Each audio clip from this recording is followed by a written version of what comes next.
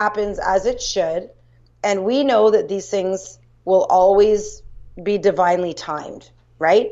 Mm-hmm. But you can't say that to somebody and have them actually truly believe it until they experience it themselves. So in order for you to experience it, you have to be open to it happening. So I actually had to kind of open that portal and say, okay, I have no idea what's on the other side of this whole universal alignment stuff, but what I know is that what's not working is everything else that I'm doing. And Yeah. everybody who's out there being happy is talking about this, right? Yeah. And so maybe I need to learn from them. It's like you want to go to a hairdresser to get your hair cut. You're not going to go to a mechanic to get your hair cut. If I want to know how to be happy, I'm going to go to the people who are happy, Totally. right? Totally. And I firmly believe that there are events that happen in our lives where we don't have any choice but to trust. Right. And it's like, whew, like this is really big. I like completely surrender. Like, I guess it's happening for me. So what can I do about it? Right. Right. But if you could lean into that, and that can be challenging because if you're facing fear, and I know you talk a lot about fear, when you're facing fear, especially if it's involving money, it can feel quite overwhelming. And it's a lot of times people say to me, like, I don't understand. How do you trust? Like, how do you just like surrender for and just let it go? Like, and know that it's going to be okay. Yeah. And that's a process, Oh, yes. right? Yeah. That is a Yeah. process. And it involves a lot of work in quotes, Oh, work. Yeah. Work, WERK. right? Yeah, like totally. And it is a process. It is a process. And there have been parts of this journey that have been real struggles for me. Even some of our conversations have been uncomfortable. Not anymore, but they used to be, right? Mm-hmm. I'd get really weird, like, not toward you, but I would feel uncomfortable because I've never felt safe talking about money, Right. right? So it's like putting somebody who's never felt safe on the edge of a cliff and saying, I want you to stand here from now till eternity. This is your new place, right? And you're like, whoa, they can't, can we talk about this?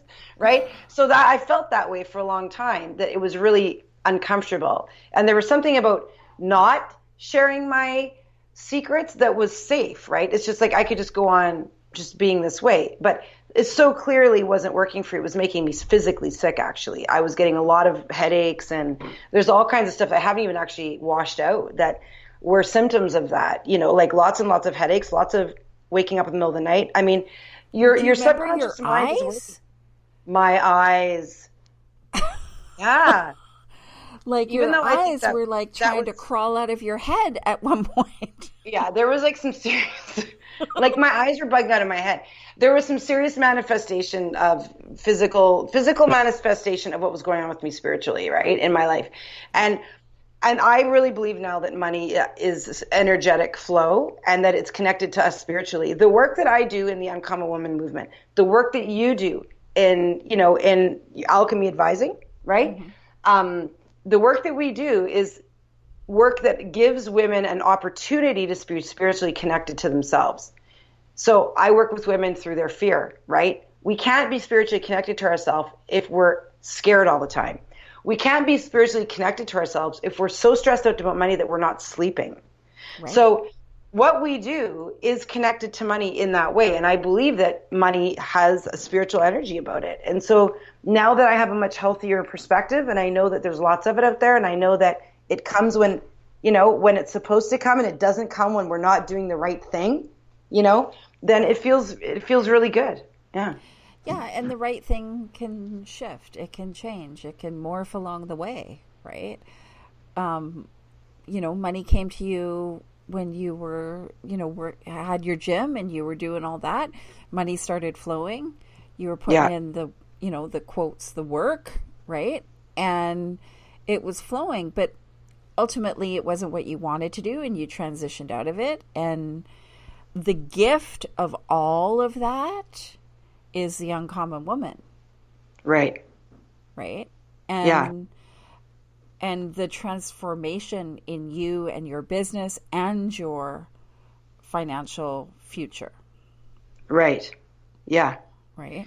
Yeah. Massive transformation. And it's really funny. I was having a conversation with my coach this afternoon, and we were talking about, we do these terms together. We were at the end of a term, and we're going to continue, of course. And we were talking about where I was in November when I started working with her. And we both were just like, oh my God, and that was just this past November. And right. I feel like I was really strong then, but take that person and chop away all of her confidence and courage and all of that stuff. And that's who I was 3 years ago, and so the process is beautiful to see. And it's really important to celebrate those things. So we had a little celebration conversation, right? Like we listed off all the awesome things about me. And I was like, yay. I like that conversation. Yay. Because the reality is there are so many things that I tell myself every day that aren't awesome. Right. And so I think it's really important that part of this whole energy that we have around money is that we celebrate it when it comes in flow. And we also understand that if it's tight and it feels uncomfortable, that we just need to take a big deep breath and go, you know what, this is temporary, right? It's temporary. Yeah. And get clear on what you want. Celebrate. Yeah, absolutely. Like, what's your order? Did you put your order into the universe? Does the universe know what you're looking for? Right. Yeah. We have to be so clear. So clear. And we have to just understand that money is just currency. I mean, there are cultures out there that don't use money. They use stuff like potatoes for corn or shoes for a thatched roof. Like money is a Western culture thing, right? Like this whole currency of bills and all of this stuff. But it's not, it's just one way. It's just one thing. It's not everything. And it's really important because sometimes it feels like it's everything, right? And we've all been there, and I'm sure I'll have more of those days, but it's not everything. To me, for example, what's everything to me in the Uncommon Woman movement is that women get out of the crappy place that they're in and that they can speak confidently and courageously, and they can surround themselves with people who want to hear what they have to say, you know? Like, that's important. Right. And if they have to give me potatoes, like if our culture was a potato culture, I'd say, okay, give me X number of potatoes. Totally. For me to coach you how to get there. Totally. But in our culture, it's dollars, right?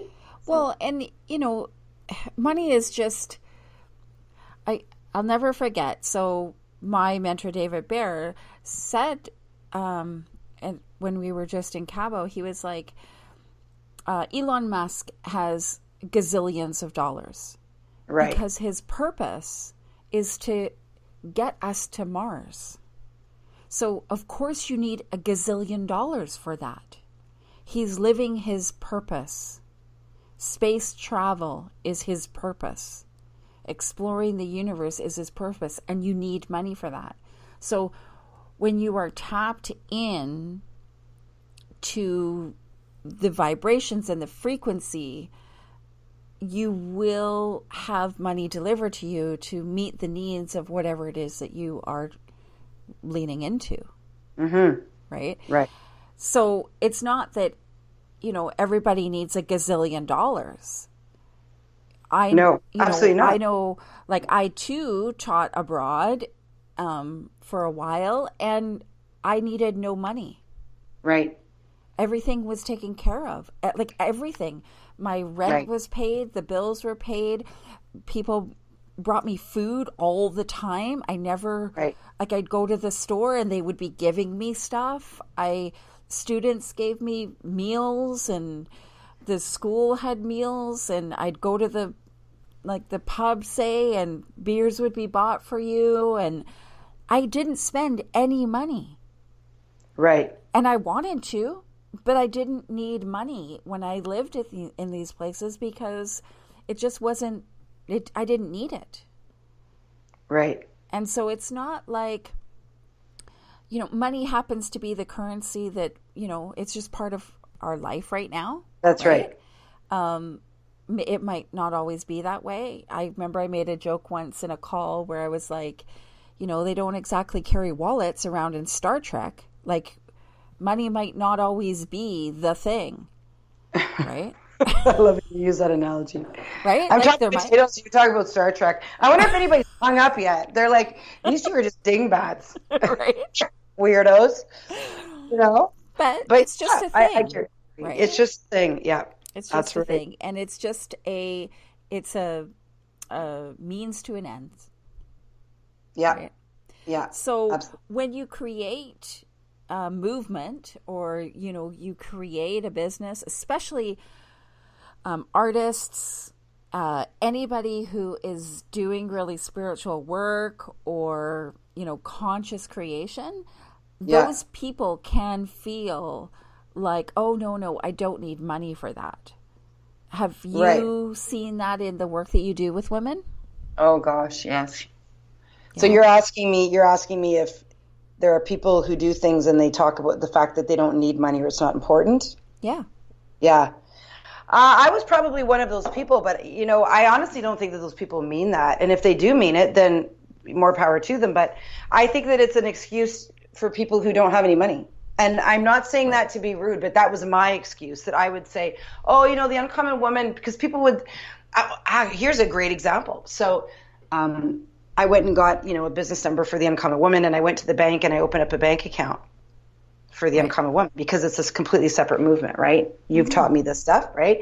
Anyway, and so the woman at the bank said, do you have any funds to deposit in this account? And I said, well, no, not really. It's just kind of like my passion project. Okay. Right. And I walked away from there thinking, why did I say that? And what I was doing, I was covering up the fact that I wanted to be able to use the uncommon woman movement as the only thing that I ever did. And since then I've actually had that massive, about the breakdown, right? Breakdown, breakthrough. That the uncommon woman is the only thing that I focus on. Everything that I do comes under the umbrella of that.